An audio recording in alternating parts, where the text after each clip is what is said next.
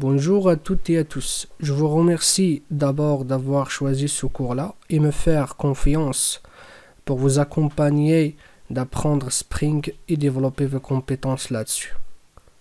En premier lieu, j'aimerais bien me présenter afin que vous sachiez qui vous adresse la parole et qui vous fait apprendre. Ok? Je m'appelle Mohamed Azawal. J'ai fait mes études au Maroc jusqu'à Bac+2 dans les classes préparatoires de Fès. Ensuite, j'ai continué mes études à l'ISEMA, qui est une école d'ingénieurs en informatique et modélisation et leur application. Et actuellement, je suis développeur full stack chez OUI, qui est un leader en intelligence artificielle et plus précisément dans l'analyse d'emails et de textes.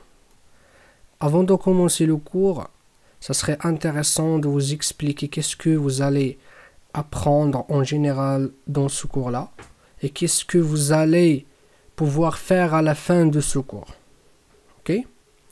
En sortie de cette formation, vous allez pouvoir créer des applications autonomes ou bien des applications bureau en utilisant le framework Spring.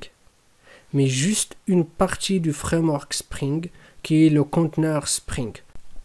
Et on va pouvoir faire à l'aide de ce conteneur l'inversion de contrôle, l'injection de dépendance et d'autres applications. Je vous laisse découvrir durant le cours. Laissez-moi maintenant de vous parler du plan du cours. Ok? En premier lieu, nous allons voir une vue globale sur Spring. Ok?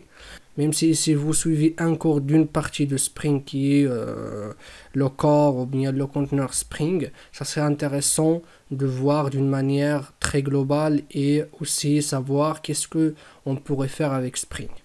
Ok? Donc, en premier lieu, nous allons voir une définition. Ensuite, nous allons voir aussi la différence entre lui et J2E. Parce que souvent, quand on parle de Spring, on parle aussi de J2E.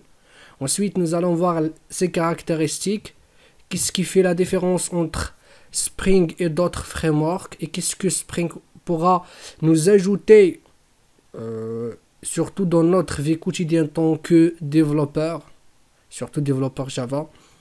Et ensuite, nous allons voir les modules de Spring. Autrement dit, qu'est-ce que on pourrait faire avec Spring dans le web, dans les applications autonomes, dans les applications mobiles aussi et d'autres domaines. Ok? Ensuite, nous allons entrer dans le cœur du cours.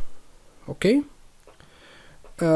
Spring, il permet, ou bien il nous aide à configurer notre application, et ça, donc, je vais le détailler en détail dans le cours, sous trois formes. Soit en utilisant la configuration XML, ou bien la configuration XML et les annotations, ou bien les annotations avec du Java config, ça veut dire configuration Java pure. Ok? Très bien.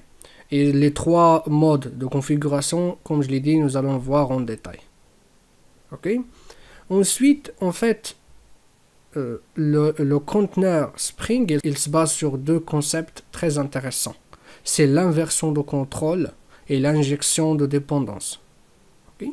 Et ces deux concepts, nous allons voir comment les implémenter dans les trois modes de configuration. Okay? Et c'est pareil pour la portée, ou bien ce qu'on appelle en anglais scope, donc dans les trois modes de configuration, et aussi le cycle de vie des beans en Spring. Ok? Et à la fin, on clôture la formation avec un TP, avec la correction bien sûr, sans oublier aussi qu'il y aura aussi des exercices au fur et à mesure du cours.